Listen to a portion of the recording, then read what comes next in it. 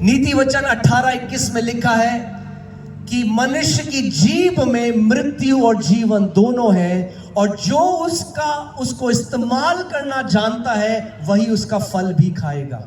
यानी अगर आप मृत्यु की घोषणा करते हो तो मृत्यु को देखोगे, अगर आप जीवन की घोषणा करते हो तो जीवन को देखोगे। आपके पास चुनाव है। और जब मैंने इफिसियों 1:3 लिया और सुबह और शाम उसकी घोषणा करने लगा, उस पर मनन करने लगा, blessed be the God and father of my Lord Jesus Christ who has blessed me with every spiritual blessing in the heavenly places in Christ Jesus। सुबह और शाम हजारों बार। क्या हुआ? क्योंकि प्रतिज्ञा पहले से है। आप सोचो, उसके दोस्त ने कहा मंडे को आकर मुझसे ले लेना, एक प्रतिज्ञा है। मगर अगर केवल उसके दोस्त ने प्रतिज्ञा दी तो क्या उसको अपने आप से मिल जाएगा 10 लाख? नहीं, उसको जाकर उस प्रतिज्ञा में खड़े होकर विश्वास के साथ लेना पड़ेगा। क्योंकि परमेश्वर का देना एक बात है, मनुष्य का लेना दूसरी बात है। क्योंकि बाइबल कहती है परमेश्वर ने जगत से इतना प्रेम किया कि अपना इकलौता पुत्र दे दिया। क्या परमेश्वर अपने पुत्र को दोबारा देगा आप जगत के लिए? बताइए मुझे। परमेश्वर ने अपने पुत्र को दे दिया। किसके लिए दे दिया? जगत के लिए दे दिया। पर क्या पूरे जगत ने उद्धार पाया? नहीं। उद्धार किसने पाया? यूहन्ना 1:12 में लिखा है, परंतु जितनों ने उसे ग्रहण किया। ध्यान से सुनना, परमेश्वर ने जगत के लिए अपने पुत्र को दे दिया, ये एक बात है, मगर जितनों ने उसे ग्रहण किया उसे परमेश्वर ने अपनी संतान होने का अधिकार दिया। यानी परमेश्वर का देना एक बात है और आपका लेना दूसरी बात है। केवल क्योंकि वचन में लिखा है ये आपके साथ ऑटोमेटिकली पूरा नहीं होगा। आपको उस पर विश्वास मिलाकर, उसको पकड़कर उस प्रतिज्ञा में खड़ा होना पड़ेगा, उस पर मनन करना पड़ेगा, उसकी घोषणा करनी होगी। और जब आप वो घोषणा करने लग जाओगे तो जो प्रतिज्ञा लिखी है हाँ और आमीन के साथ आपके जीवन में पूरी हो जाएगी। उसका वचन कहता है परमेश्वर की सारी प्रतिज्ञाएं उसकी तरफ से हाँ और आमीन है। God cannot say no to a promise he has already said yes to। परमेश्वर एक प्रतिज्ञा को ना नहीं कह सकता जिसको पहले से उसने हाँ कह दिया है। वो बदलने वाला नहीं है। अगर उसने कह दिया है तो वो प्रतिज्ञा आपकी है और उस प्रतिज्ञा को पकड़ लो। मेरा दिल टूटता है, मैंने आपको कल भी बताया था, जब मैं मसीहों को देखता हूं जो कोई बेच रहा है, खरीद रहे हैं तेल, सारी चीजें। क्यों? क्योंकि ज्ञान नहीं है वचन का। कोई भी आपको बेवकूफ बना देता है, कोई भी आपसे पैसा मांगता है, आप पैसा दे देते हो। अरे जानो कौन हो तुम? अरे उस राजा के बेटे और बेटियां हो। अधिकार है आपके पास, हर एक व्यक्ति के पास जो यीशु का है, आपके पास अधिकार है।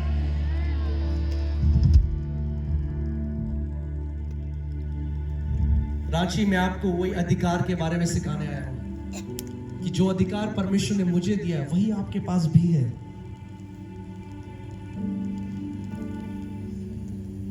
जानो वो परमेश्वर पिता कौन है। आमीन। उसके वचन का आदर करो। जो उसके वचन का आदर करता है परमेश्वर उसको महान चोटियों में बिठाता है। मैंने आपको कल भी बताया था, एक ज्योतिषी ने मेरे ऊपर भविष्यवाणी करी थी। ये अपने मैं छोटे से गांव या शहर में मेरा जन्म हुआ, बोला ये यहां से बाहर नहीं जाएगा। परमेश्वर 30 से ज्यादा देशों में मुझे ले गया। मैं ढूंढ रहा हूं ज्योतिषी। क्यों?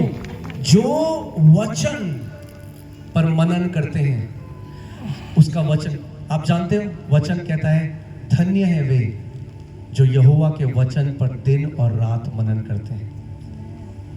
वो उस वृक्ष के समान है जो बहती हुई नदी के किनारे पे रोपा गया है, उसके पत्ते कभी मुरझाएंगे नहीं, और जो कुछ वो मनुष्य करेगा उसमें वो सफल होगा। कितने लोग चाहते हैं कि जो कुछ मैं करूं उसमें सफल हूं? तो आपको किसी की सिफारिश करने की जरूरत नहीं है, आपको किसी को मक्खन मलाई लगाने की जरूरत नहीं है, आपको केवल वचन को आदर करके मनन करने की जरूरत है। मैं जब इजराइल गया तो आप जानते हैं इजराइल में आज भी फरीसी हैं, और जब आप इजराइल में जाओगे, आप सड़क में जाओगे, चाहे आप बस स्टैंड में जाओगे, आपको वो मिलेंगे। वो आज भी यहोशू 1:8 को मान रहे हैं। सो जो तोरा है, जो पहली 5 किताबें हैं जो मूसा ने लिखी, वो उस पर दिन और रात मनन करते। वो आपको ऐसे दिखेंगे, ऐसे करते बोल रहे हैं लगातार। बस स्टैंड में है तो भी वचन बोल रहे हैं, चल रहे हैं तो वचन बोल रहे हैं, जहां कहीं है वचन बोल रहे हैं। और यहूदी वो एक कौम है, उत्तर प्रदेश से छोटा है इजराइल, मगर सबसे आशीषित लोग हैं। क्यों? क्योंकि वो परमेश्वर के वचन का आदर करते हैं, क्योंकि जीवन परमेश्वर के वचन में है, चंगाई परमेश्वर के वचन में है, समृद्धि परमेश्वर के वचन में है, छुटकारा परमेश्वर के वचन में है। जो कुछ आप ढूंढ रहे हो वो परमेश्वर के वचन में है। और अगर आपके पास उसका वचन है तो आपके पास सब कुछ है। परमेश्वर ने अपने वचन में कहा, हे मेरे पुत्र, मेरा वचन ध्यान धर कर सुन, उसको अपने हृदय में धारण कर, उसको अपनी नजरों से ओट न होने दे, क्योंकि वे जिसे मेरा वचन प्राप्त होता है वो उनके जीवित रहने का और उनके सारे शरीर की चंगाई का कारण है।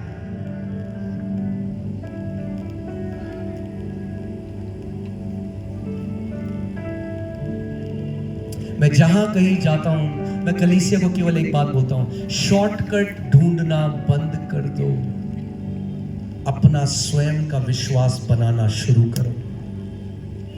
किसी और के विश्वास से आप अंत तक एक जयवंत जीवन नहीं जी सकते। अगर आप कई लोग कहते हैं, पॉस्टल जी हमें पढ़ना नहीं आता, आपकी बेटी को आता है, आपके बेटे को आता है, बोलो वचन सुनाओ मुझे, क्योंकि विश्वास सुनने से आता है। नहीं वचन, आप यूट्यूब लगा दो, वचन सुनो, सुबह और शाम परमेश्वर का वचन सुनो। यूहन्ना 6:63 में यीशु ने कहा, जो वचन मैं तुमसे कहता हूं वो जीवन और आत्मा है।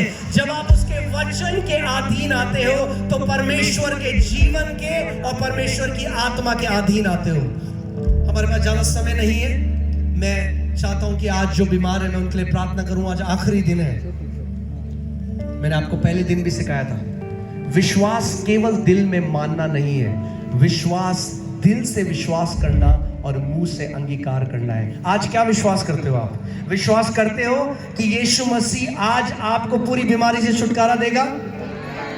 दिल से विश्वास करते हो तो मुंह से अंगीकार भी करो। अभी बोलो, आज मेरा दिन है, आज मैं इस मैदान से चंगा होके जा रहा हूं, आज मैं इस मैदान से एक नया दर्शन पाके जा रहा हूं, आज मैं इस मैदान से छुटकारा पाके जा रहा हूं। जो विश्वास करते हो इस समय उसका अंगीकार करना शुरू करो।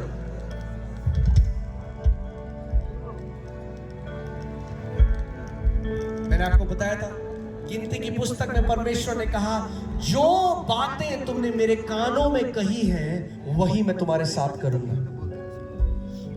क्या बोल रहे हो आज?